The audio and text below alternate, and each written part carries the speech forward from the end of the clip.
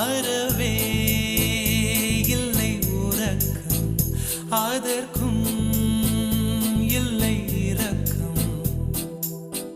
இமைகள் ஒன்றாக எப்போதும் சேராமல் இடையில் நின்றாயே, இது நியாயமா?